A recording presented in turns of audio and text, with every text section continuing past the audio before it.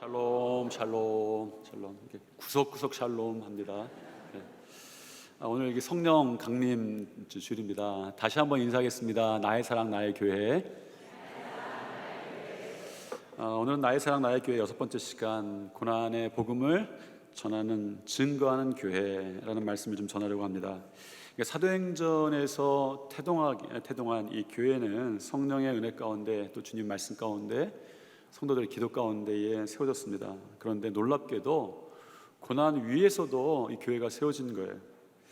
그것도 너무 빨리 사도행전에서 고난이 등장합니다. 사도행전 28장인데 성령 받았으면 중간쯤 한 번 정도만 나오면 되는데 4장부터 고난이 너무나도 빨리 등장하기 시작하는 것이죠.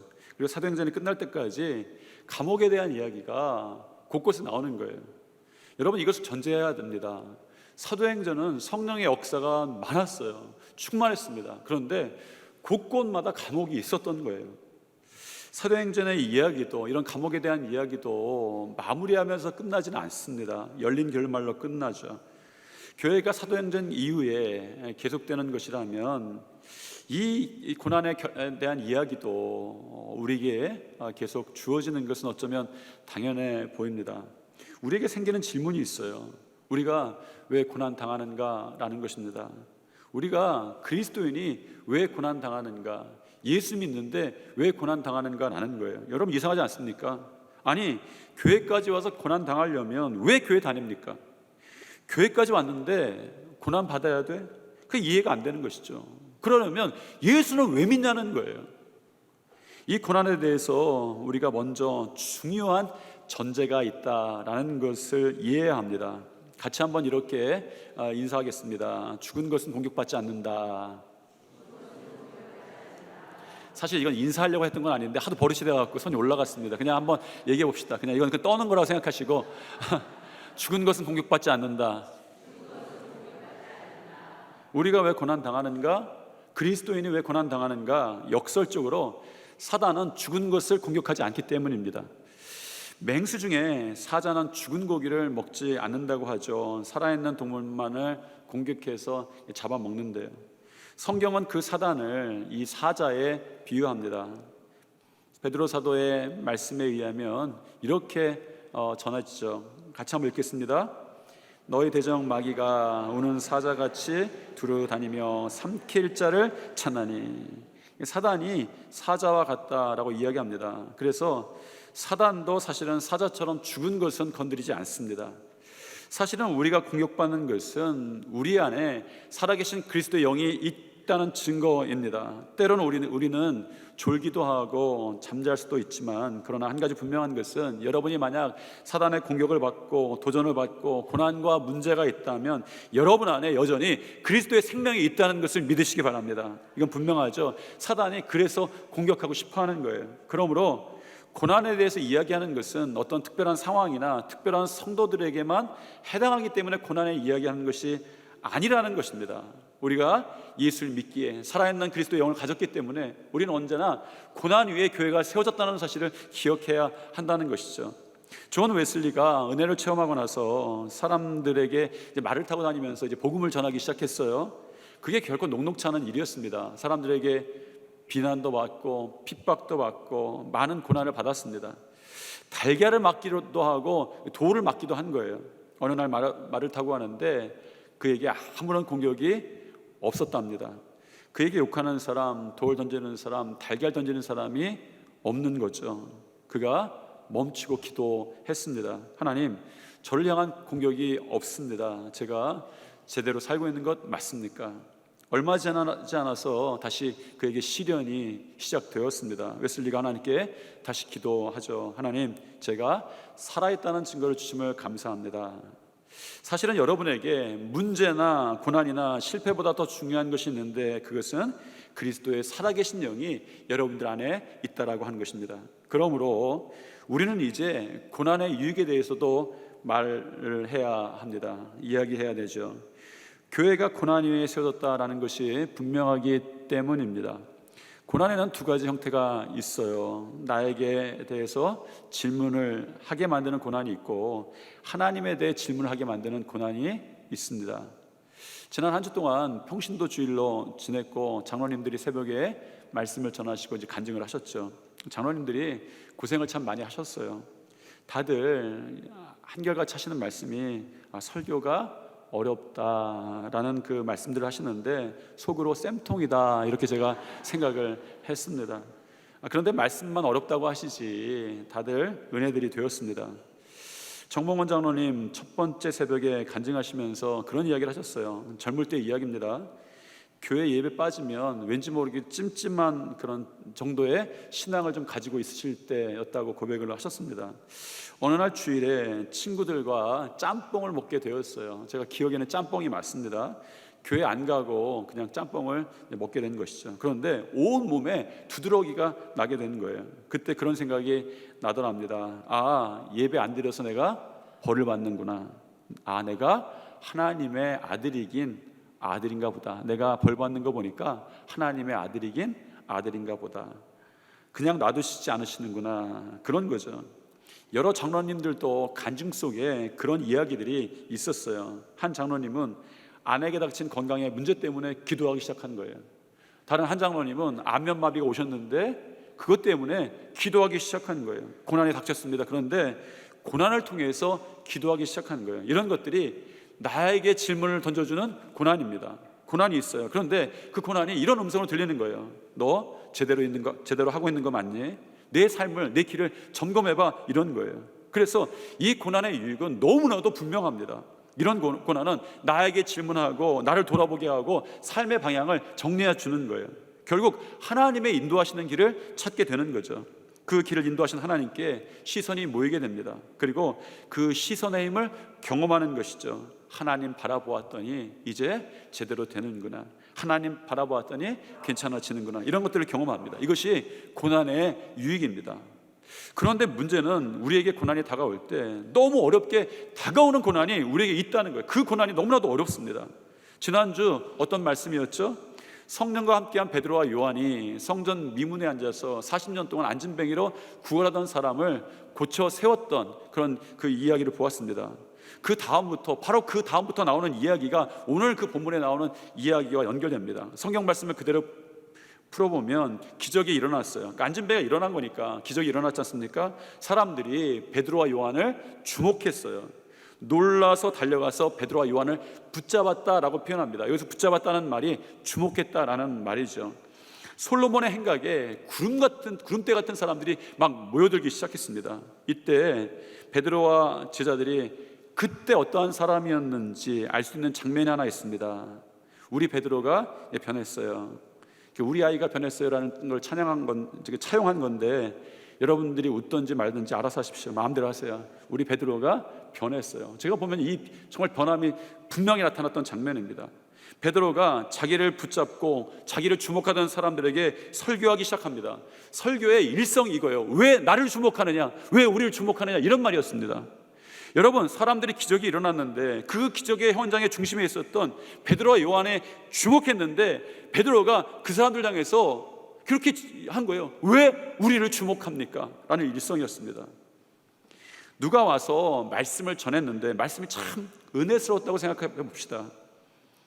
여러분들은 그러면 그 말씀을 전하는 사람을 보면 안 되는 거죠. 무엇입니까? 그가 전한 예수 그리스도를 바라봐야 되는 거예요. 여러분, 세상에서 그리스도인으로서 정말 착하게 살고 선하게 살고 사람들이 우러러볼 정도의 그런 일들을 합니다. 그런데 만약 사람들이 여러분들을 주목했다면 여러분들이 그런 이야기를 해야 되는 거예요. 여러분은 왜 나를 주목합니까? 우리 예수 그리스도를 바라보십시오 라는 거예요. 베드로가 여기서 이 장면에서 그런 이야기를 했다는 것이죠. 경찰견 훈련소에 대한 그 글을 읽은 적이 있습니다. 4주 훈련 후에 졸업식을 한대요. 다 졸업하는 것은 아니라고 합니다. 마지막으로 일렬로 서 있는 이 졸업하는 개들 앞에 고기를 던진대요. 맛있는 고기죠. 고기를 던진답니다. 고기를 쳐다보고 달려들면 똥개랍니다. 시선이 끝까지 조련사를 쳐다보고 움직이지 않고 있으면 이 명견이라는 것이죠. 시선의 건강이 면견과 똥개의 차이랍니다. 베드로는 예수님께 시선의 초점이 모아졌어요. 그 장면이 이겁니다. 사람들이 그 기적을 보고 그 기적의 현장의 중심에 있었던 베드로를 보고 주목하고 그를 붙잡고 사람들이 구름대같이 모였는데 우쭐할 만한데도 왜 우리를 주목하고 계십니까? 라고 사람들에게 열정을 토하기 시작했습니다. 베드로가 너무 괜찮아지기 시작한 거죠. 명품 제자가 되었습니다. 똥개 인생이 아니라 명품 인생이 된 거예요. 주님께서 그를 제자학교에서 졸업시키시고 사명을 맡기셨던 이유가 이 장면에서 저는 분명히 드러난다고 봅니다. 이런 사람이 될 줄 누가 알았습니까? 베드로가. 자기의 힘으로는 부족했죠. 그런데 그렇게 되어버렸습니다. 성령께서 그와 함께 하셨기 때문이죠. 여러 가지 실수와 실패도 있었지만 그것을 통해서 지금의 그는 더욱더 주님을 바라보는 사람이 된 것은 분명하다라고 선언하는 거예요. 사람들에게 이야기한 것이죠. 여러분, 그런데 이런 사람에게 더 이상의 고난이 필요할까요? 라는 질문을 여러분들에게 좀 먼저 드리고 싶습니다. 여러 가지 고난이 그에게도 있었죠. 그리고 그가 정말 예수 그리스도께 초점을 맞추는 장면이, 초점이 정말 바로 세워졌다, 저는 건강한 시선을 가지고 있다 라고 증거하는 장면이 이 짧은 구절 아닙니까? 왜 우리를 주목하느냐 라는 말이 전하는 것이, 의미하는 것이 어쩌면 그것이죠. 이 사람에게 고난이 삶의 방향을 바꾸는 일이 필요할까, 더 이상 필요할까 라는 거예요. 여러분, 좋은 것도 과하게 먹으면 나쁩니다. 그러면 성령 충만했던 베드로에게, 요한에게 어떤 일이 있어야 합니까? 사도행전 4장이 이 미문 사건의 연장인데, 그런데 이렇게 시작합니다. 1절이죠. 읽겠습니다. 사도들이 백성에게 말할 때에 성전 맡은 자와 사두개인들이 이르런. 이 사람들은 누구예요? 불과 몇 주 전에 예수님을 고발하고 붙잡고 구속하고 신문하고 로마 재판에 넘겨서 십자가형을 받게 만들었던 사람이 대제사장과 성전 맡은 자들과 사두개인들이었습니다. 왜? 2절에 보았더니 이런 거예요. 2절 읽겠습니다. 예수 안에 죽은 자의 부활이 있다고 백성을 가르치고 전함을 싫어하였다. 그러니까 싫어했다라는 이 헬라어 원어에는 좀 자세한 뜻들이 더 담겨 있습니다. 짜증나다, 격노하다라는 거예요. 그들이 짜증이 나기 시작했습니다. 격노하기 시작했습니다. 베드로와 요한을 보는데 짜증과 격노함과 싫어함이 그들 가운데 불듯이 생겼어요. 예수님이 부활했다고 전하고 기적 가운데 예수 그리스도의 이름이 살아나고 말씀 가운데 예수님이 전해지니까 견딜 수가 없는 짜증이 났고 싫어했고 분노했던 사람들이 대제사장들과 성전 맡은 자들과 그리고 사두개인들이었는데, 이 사람들이 성령 충만하고 기적을 일으켰던 이 베드로와 요한 앞에 몰려갔다는 거예요. 그리고 그들은 그런 분노와 짜증과 싫어함을 그들의 행동으로 구체적으로 나타나기로 작정을 했습니다. 예수님을 십자가에 못 박았던 것처럼 그들을 핍박하고 박해하기로 결정했죠. 그리고 베드로와 요한을 붙잡아 감옥에 가둡니다. 3절인데 읽겠습니다. 그들을 잡음에 날이 이미 저물었으므로 이튿날까지 가두었으나, 아마 안토니아 요새라는 곳에 가두었을 것이다 라고 생각합니다. 그 감옥인데, 근데 이 감옥에는 로마의 병정들과 성전을 맡던 그 제사장들의 그 병사들이 같이 지키던 감옥이었다고 해요. 그런데 바라바 아시죠? 바라바가 gat혔던 감옥, 아주 흉악한 살인을 저질렀던 사람들, 강도를 했던 사람들이 갇히던 감옥이었습니다. 그러니 얼마나 혹독하고 철동 같은 그런 감옥이었겠습니까? 여러분, 굉장히 혹독하고 아주 철통 같은 감옥에 베드로와 요한을 그렇게 가두기로 작정한 것이죠. 철통 같은 감옥 위에, 고난 위에 교회가 세워지는 장면입니다. 그런데 이게 어려운 거예요. 성령이 충만했습니다. 기적이 일어났어요. 이 세상 어떤 시대도 초대교회만큼 은혜와 능력이 강하게 일어났던 시대가 없을 정도입니다. 그런데 아이러니하게도 그들에게 은혜가 있었는데, 그들에게 능력이 충만했는데, 성령의 역사가 있었는데, 그들에게 박해도 있었고 철통 같은 감옥이 그들에게 기다리고 있었다는 거예요. 세상이 다 주님을 싫어하던 그때에 나는 주님만 바라보겠습니다, 왜 나를 주목하느냐, 나도 주님만 바라보겠습니다 고백하던 그들에게 감옥이 나타났다는 거죠. 나에게 질문이 던져지는 고난은 이해하기도 쉽고 유익도 분명합니다. 그런데 우리에게 정말 문제가 되는 고난은 하나님에 대해 질문을 하게 만드는 고난이에요. 하나님, 도대체 왜 그러셨습니까? 라는 거예요.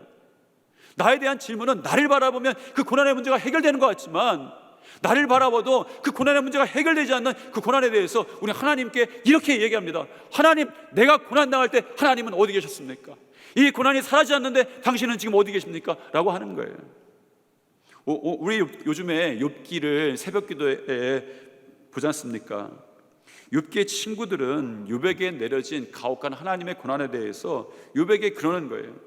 하나님께서 이유 없이 그러실 리가, 너에게 무슨 잘못이 있을 테니까, 죄가 있을 테니까 이 고난에 대해 내 삶에 대해서 내가 한번 질문해보고 내가 대답해 보아라. 끊임없이 이 욥의 친구들이 욥에게 하는 말이 그것입니다.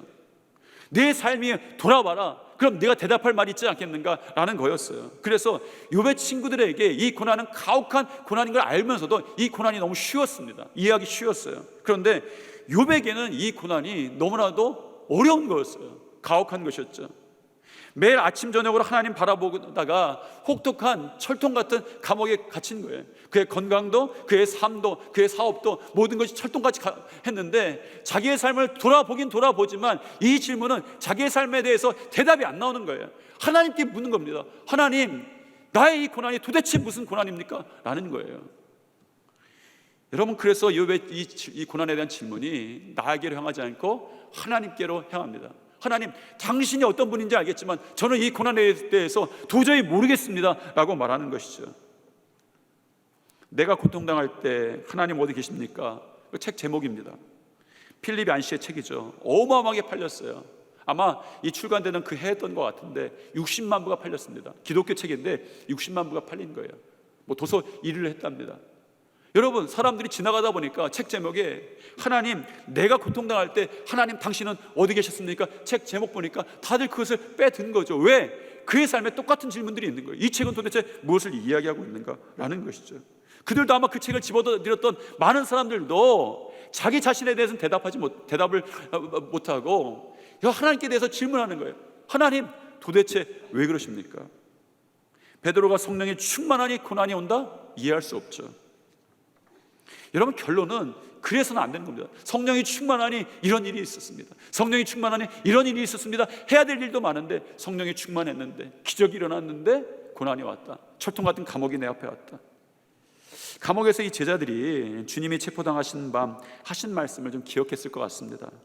주님을 바라보니 주님의 말씀이 기억났겠죠. 한번 같이 읽겠습니다. 종이 주인보다 더 크지 못하다 한 말을 기억하라. 사람들이 나를 박해하였은즉 너희도 박해할 것이요 내 말을 지켰은즉 너희 말도 지킬 것이다.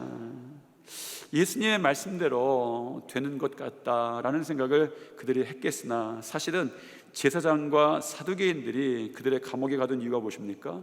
감옥이라는 것의 정의가 무엇이에요? 사건의 결론입니다. 누구든지 이 일을 마무리하기 위해서, 이 어떤 이야기를 마무리하기 위해서, 재판을 마무리하기 위해서 주는 것이 감옥인 거예요. 여러분, 대제사장과 성전을 지키는 자들과 그리고 또 이 사두개인들은 이 감옥을 통해서 이 이야기들을, 예수의 이야기들을, 제자의 이야기를, 성전 미문에서 앉았다 일어난 사람의 그 이야기를 다 결산하고 싶었습니다. 끝내고 싶었어요.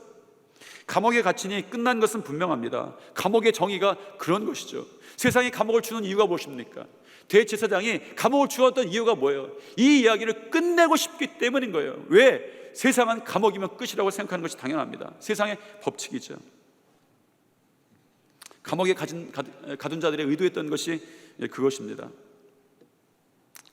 가끔 이 목사님들 예화 들을 때 제가 죄송하지만 저게 사실일까? 라는 생각을 들 때가 있어요. 저도 목사지만 전에 마음이 아주 뾰족했을 때, 뾰족한 마음 갖고 목사님 얘기 들으니까 목사님 저 말을 왜 하시는지는 알겠는데 저 말이 사실인가?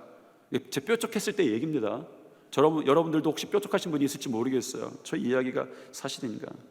이해는 되지만 의미는 있지만 꾸며진 이야기 같은 거예요. 그런 이야기들 중에 이런 이야기가 있습니다. 여러분도 많이 들어보셨을 거라고 생각을 합니다. 전 재산을 팔아서 광산을 산 한 남자가 있었다는 거예요. 수개월 동안 광산을 다 파보았지만 아무것도 찾을 수 없었답니다. 낙심하고 포기하고 그 광산을 다른 사람에게 팔았어요. 광산의 새 주인이 황금을 찾아서 다시 채굴하기 시작을 했습니다. 땅을 다시 파기 시작한 지 얼마 되지 않아서 금을 발견한 거예요. 단지 1m만 더 팠을 뿐이었습니다. 말하자면 1m 남겨두고 낙심하고 포기한 것이죠. 이 정도 이야기면 마음이 뾰족하지 않아도 이 이야기가 진짜 이야기야? 라고 의심할 만하지 않습니까? 어떻게 이렇게 드라마틱한 설교에 딱 너무 최적화된 적합한 이런 이야기가 있을 수 있어요? 이런 교훈이 무엇겠습니까? 끝까지 예수 믿으면서 끝까지 포기하고 나가지 않으면 내 앞에 은혜가 있는데 그 은혜가 만날 것이다, 이 얘기를 하고 싶으신 거 아니에요?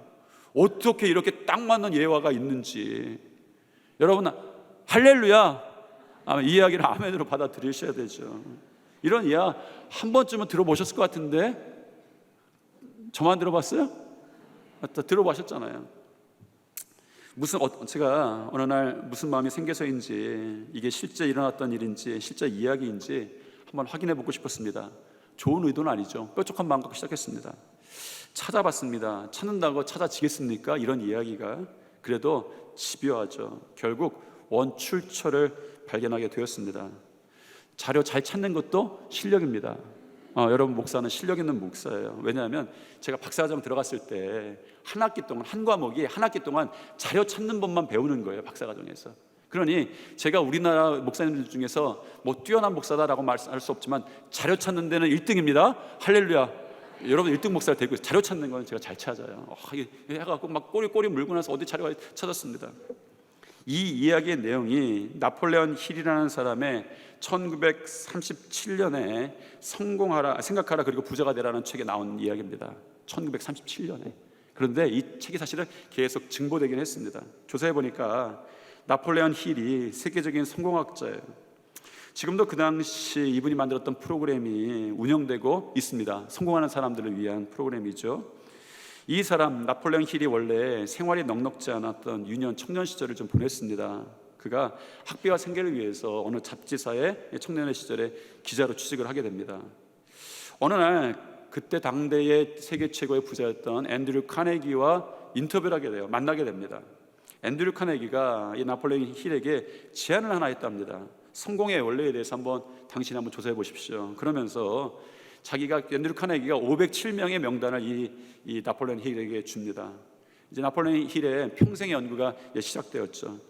1908년부터 1928년까지 20년 동안에 직접 인터뷰하고 조사하면 사람들 찾아다니면서 연구를 합니다. 내용은 성공의 원리였어요. 이렇게 해서 성공의 역사에 대한 위대한 걸작이 탄생을 했는데 그것이 그 당시에는 성공의 법칙이라는 그 글이 1928년에 이제 그 발표가 됩니다. 책은 안 해요. 그 이후에 한 10년 후에 1937년에 이제 그 생각하라 그리고 부자가 되라라는 책이 나옵니다. 이게 성공학의 명작으로 지금까지 한 2천만 부 이상이 팔렸다고 해요. 그러니까 이 사람에게 별명이 붙었습니다. 세상에서 부자를 가장 많이 만든 사람이라는 그런 책입니다. 금방 봤던 이야기 하려고 하다 보니까 거창해졌죠, 이 이야기가. 그 책에 소개된 내용 중에 있는 이야기가 그 이야기입니다. 실제로 번즈라는 사람의 이야기입니다. 서부 개척 시절에 한참이던 시절에 그는 삼촌과 함께 금광을 개발하러 갑니다. 몇 년간 고생하다가 포기하고 그동안 개발했던 광산과 설비를 한 고물상에게 매각하게 됩니다. 그런데 그 고물상이 얼마 후에 금광을 발견해서 대박을 치게 되죠. 알고 보니 번주와 그의 삼촌이 금광을 불과 1m 남겨두고 포기를 했던 거예요. 그런데 우리에게 알려지지 않은, 우리에게 이야기되지 않은 이야기들이 계속 나옵니다. 사실 이 책에서 나폴레옹 힐이 쓴 이 번즈라는 사람의 이야기가 이렇게 끝나지 않죠. 만약 이렇게 끝났으면 카네기의 명단에 있었을 리가 없습니다. 번즈는 이 실패의 일을 자신의 삶의 경험으로 삼습니다. 나중에 세일즈 부분에서 크게 성공하는 사람이 됩니다. 그래서 카네기의 성공 명단에 들어가죠. 그가 이렇게 말합니다. 어떤 일에서든지 성공하기까지 절망과 좌절을 반복하는 것이 인생입니다. 일시적인 실패에서 모든 것을 단념하는 것은 매우 간단한 일입니다. 더욱이 그 좌절에 그럴듯한 별명을 다는 것은 어렵지 않습니다. 대부분의 사람들이 일시적인 실패로 곧 소망을 포기하고 마는 이유입니다. 제가 이 이야기를 읽으면서 제가 한 가지 느꼈던 것이 하나 있어요. 이 번즈의 이야기를 우리가 어떻게 사용하고 있었죠? 어쩌면 우리는 이 사람의 어리석음을 탓하는 그런 삶으로 우리는 이 사람을 봤어요. 번즈라는 사람이 실패했습니다. 어떤 이야기 가운데 실패했어요. 번즈라는 사람의 인생이 실패로 끝났을 것이다 라고 그의 어리석음을 비웃는 것이 우리들이었습니다. 그런데 돌아보면 이 사람의 이야기뿐만이 아니죠. 우리의 인생도 마찬가지인 것 같습니다. 우리의 인생을 살다가 어떤 실패를 경험합니다. 어떤 어마어마한 고난을 만나게 되죠. 문제를 만나게 됩니다. 그러면서 속에서 끝났다라고 결론 질 때가 참 많다는 거예요. 이제 더 이상 안 돼, 이제는 끝났어 라는 거예요. 어떤 일을 해나갈 때에, 어떤 여정을 걸어가고 있을 때에 우리에게는 분명히 해야 될 일이 있어요. 중간 점검입니다. 특히 그 여정이 너무나도 멀고 험하면 중간 점검은 곳곳에 필요합니다. 그런데 실수하는 것이 무엇입니까? 우리가 실수하거나 하는 것이 무엇입니까? 중간 점검하는 것이 아니라 중간 결산을 해버리는 거예요. 다른 사람의 이야기든 내 인생의 이야기든 중간 점검하라는 것이 아니라 중간 결산하는 거예요. 이제는 끝이다, 이제는 멈췄다 라고 말하는 거예요. 여러분, 일을 하다 막힌다, 하는 것이 안 된다, 가능성이 없어 보인다, 더 악화된다, 그것이 끝이라고 결산해 버리는 것이죠. 낭망이 거기서부터 시작됩니다. 베드로와 제자들이 감옥에 갇혔어요. 그런데 성경은 그렇게 이야기를 끝내지 않습니다. 아주 간단하게 그 당시 있었던 일을 4절에 계속하죠. 같이 한번 읽겠습니다. 말씀을 들은 사람 중에 믿는 자가 많으니 남자의 수가 5천이나 되었더라. 여러분, 감옥에 갇혔습니다. 감옥에 갇혔는데 결코 죽은 것처럼 되지 않았다라고 성경은 이야기를 하죠. 살아있는 능력이 나타났습니다. 베드로가 전하는 설교를 통해 전해진, 베드로의 설교를 통해 전해진 말씀에 대한 이야기였습니다. 한 10,000배 정도의 능력이 나타났던 것 같아요. 사람들을 통해서 구원받은 자의 수가 남자만 5,000명이니 여자 아이까지 합하면 한 10,000명 된다 해도 과언이 아닙니다. 어떻게 이런 일이 일어날 수 있습니까? 베드로가 설교의 황태자일까? 저는 사람에게 근본적으로 변하지 않는 것이 있다라는 것을 압니다. 성격도 말솜씨도 그리고 똑똑함도 바뀌진 않습니다. 이것이 아주 인간의 본질적인 것이죠. 성격이 나쁘다? 안타깝게도 변하지 않습니다. 타고난 것이기 때문이죠. 말솜씨가 유창하지 않다? 안 변합니다. 사투리도 안 변합니다. 똑똑하지 않다? 갑자기 똑똑해지지 않습니다. 그런데 오순절 성령 강림 이후에 베드로는 다릅니다. 그의 성격, 말솜씨, 똑똑함은 변하지 않았을 것인데 그의 성품과 말과 능력과 지혜가 그의 삶 가운데 나타나기 시작했습니다. 왜? 그에게 주인이 바뀌기 시작한 거예요. 오순절 사건 이후에 그에게 성령이 임하셨을 때에 그에게 주인이 바뀌었습니다. 성령이 베드로를 주관합니다. 성령이 베드로의 성품을 주관합니다. 성령이 베드로의 생각을 주관합니다. 성령이 베드로의 말솜씨를 주관하셨어요. 모든 것을 주관하시는 것은 성령이셨습니다. 성령이 베드로가 전하는 말씀을 주도하는 거예요. 베드로의 말이 아니었습니다. 이런 놀라운 주인됨의 역사가 베드로에게 나타났어요. 오늘 우리 교회 가운데 여러분 삶 가운데도 나타나게 되기를 축복합니다. 중요한 것은 베드로가 감옥에 갇혀 있었지만 베드로를 통해서 하시고자 했던 일들이 주인 대신, 주관 대신 성령께서 계속 주도하고 있었다는 거예요. 베드로는 철통 같은 감옥 가운데에 꼼짝달싹할 수 없지만 그가 전했던 말씀이, 오늘 말씀에 하시는 말씀이 뭡니까? 말씀이 계속 살아 움직이고 있었다라는 것이죠. 왜? 성령께서 주관하고 계셨기 때문입니다. 여러분, 분명합니다. 나에게 상황이 어떻든, 나의 인생이 어떻든, 나의 능력이 어떻든, 지금 내가 어떤 결론을 내려야든 여러분 중간 결산하지 마십시오. 여러분의 감옥을 중간 결산하지 마십시오. 고난을 중간 결산하지 마십시오. 어려움을 중간 결산하지 마십시오. 여러분의 실패를 중간 결산하지 마십시오. 다만 중간 점검될 수 있습니다. 그러나 그것이 끝이 아니라는 것이죠. 왜? 성령께서 주도하시는 일이었기 때문입니다. 성령이 이 자리에 함께 하실 때에 여러분 가운데 끝날 것 같은 것도 끝나지 않으시는 것을 여러분 아시기 바랍니다. 그럼 고난이 있을 때, 문제가 있을 때 어떻게 해야 하는가? 고난과 문제를 묵상하지 말고 하나님을 묵상하십시오. 20세기 선지자라고 불리는 에이든 토저라는 분이 계시는데 그 목사님이시죠. 그런데 이분이 책을 한 권 썼어요. 하나님을 추구함이라는 책입니다. 이 책에서 그가 이렇게 이야기합니다. 믿음은 우리 시야의 방향을 돌리는 것이다. 우리 자신의 시야에서 벗어나 하나님께 초점을 맞추고 하나님을 추구하는 것이다. 다시 한번 읽어드리면 이렇습니다. 믿음은 우리의 시야의 방향을 돌리는 것이다. 우리 자신의 시야에서 벗어나서 하나님께 초점을 맞추고 하나님을 추구하는 것이다.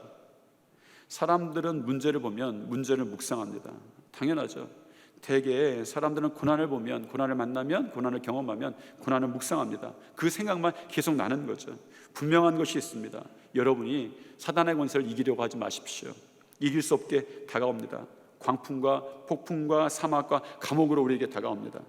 사단이 여러분들을 가두는 감옥은 여러분이 이길 수 있는 종류가 아닐 수도 있습니다. 그럴 때가 많죠. 그런데 분명한 것이 있는 거예요. 하나님을 추구하면, 하나님을 묵상하면 사단의 도전들은 물러간다는 것입니다. 여러분들이 문제를 묵상할 때에 여러분의 영혼은 피폐해질 수 있어요. 여러분의 문제가 있을 때 그 순간에 하나님을 묵상하고 성령을 묵상하고 예수 그리스도를 바라보면 사단과 마귀의 도전은 물러갈 줄 믿습니다. 오늘 제자들이 베드로와 요한이 감옥에 갇혔을 때에 살아있는 말씀의 역사가 있었다고 전합니다. 3절 4절 말씀인데 3절과 4절 사이에 여러분 그런데 라는 말을 하나 더 집어넣어서 한번 읽어보면 좋겠습니다. 같이 읽겠습니다. 그들을 잡음에 날이 이미 저물었으므로 이튿날까지 가두었으나 그런데 말씀을 들은 사람 중에 믿는 자가 많으니 남자의 수가 약 5천이나 되었더라. 감옥에 가두었으나 그런데 말씀의 역사가 계속 되었다라고 하는 것이죠. 왜? 말씀이 그 일을 주관했기 때문입니다. 감옥에서도 마찬가지였을 거예요. 그들은 감옥에 갇혀 있었지만 감옥에 갇혀 있으면서도 감옥을 묵상하진 않았을 것입니다. 말씀을 묵상했을 것이죠. 말씀이 육신이 되신 예수 그리스도를 묵상했을 것입니다. 여러분, 사도행전에 수많은 감옥들이 나옵니다. 그때마다 찬양과 기적이 나와요. 그들은 그 삶이 평탄하지 않는데 요동치는 상황에 있는데 말도 안 되는 평안이 그들에게 있는 거예요. 풍랑이, 엄청난 풍랑이 있는데 말도 안 되는 평안이 있습니다. 왜 그렇습니까? 다시 한번 여러분 기억하셔야 합니다. 여러분, 감옥을 묵상하지 마십시오. 성령을 묵상하십시오. 실패를 묵상하지 마십시오. 예수 그리스도를 묵상하십시오. 그분만 묵상하시길 바랍니다. 고난과 문제에서 눈길을 빼앗기지 마십시오. 사단의 의도에 넘어가지 마십시오. 하나님을 추구하십시오. 하나님을 집중하십시오. 고난은 이해해서 이기는 것이 아니라 우리 주님을 바라볼 때 이기는 것이기 때문입니다. 우리 주님을 신뢰하면 달라집니다. 혹시 잘못된다 할지라도 반전시키시는 능력이 우리 주님께 있습니다. 악을 선으로 바꿀 능력이 주님께 있는 것이죠. 이번 주 새벽에 평신도 설교자를 통해서 전해진 말씀이 있죠. 고난은 변장하고 다가오는 축복의 다른 이름이다. 이것이 우리가 고난과 문제를 다루는 방법입니다. 우리가 고난을 생각할 때에, 문제를 생각할 때에 여러분에게 슬픔이 올 수밖에 없습니다. 우리의 영혼이 피폐해질 수밖에 없습니다. 그러나 그 순간에도 여러분의 영혼이, 여러분들의 생명이 살아나는 이유가 있습니다. 하나님을 묵상했기 때문입니다. 성령님께서 여러분들을 도와주셨기 때문입니다. 말도 안 되는 평안이 감옥 가운데서도 생기는 거예요. 성령님께서 함께 하셨기 때문입니다. 오늘 성령 강림 주일입니다. 성령이 임재하셔서 여러분들도 함께 하실 줄 믿습니다. 후에 베드로가 자기 이런 상황을 돌아보면서, 이런 일들을 돌아보면서 그리스도인들에게 말합니다. 베드로전서에 그가 남긴 말인데 같이 한번 읽겠습니다. 사랑하는 자들아, 너희를 연단하려고 오는 불시험을 이상한 일 당하는 것 같이 이상히 여기지 말고 오히려 너희가 그리스도의 고난에 참여하는 것으로 즐거워하라. 이는 그의 영광을 나타나실 때에 너희로 즐거워하고 기뻐하게 하려 함이라. 너희가 그리스도의 이름으로 치욕을 당하면 복 있는 자로다. 영광의 영 곧 하나님의 영이 너희 위에 계심이라. 우리에게 핍박이 오고 고난이 오고 문제가 생기는 것은, 이런 사탄의 도전은 너무 당연한 일입니다. 우리 안에 그리스도의 영이 살아계시기 때문입니다. 그러나 우리가 결국은 그리스도의 도움을 받아서, 성령님의 도우심을 받아서 하나님을 추구할 때, 하나님을 묵상할 때 사단의 도전들은, 이런 모든 도전들은 물러갈 줄 믿습니다. 감옥에 갇혀도 하나님이 보내신 성령의 능력으로 그 감옥을 제압하고 세상을 제압했던 사도행전의 교회와 성도들의 역사가 우리의 삶에 똑같이 일어나게 될 줄 믿습니다. 성령으로 세상을 제압하시는 여러분들이 되시기를 다시 한번 축복합니다. 한번 우리 옆에 분과 인사하시는데, 인사가 오늘은 3개예요. 잘 따라하시면 좋겠습니다. 미리 얘기했습니다. 자, 죽은 것은 공격받지 않습니다. 중간 결산하지 마십시오. 고난과 문제를 묵상하지 말고 하나님을 묵상하십시오. 네, 끝에는 고난이죠? 잘 안 됐죠? 다시 한번, 우리 3번째 다시 한번 하겠습니다. 고난과 문제를 묵상하지 말고 하나님을 묵상합시다.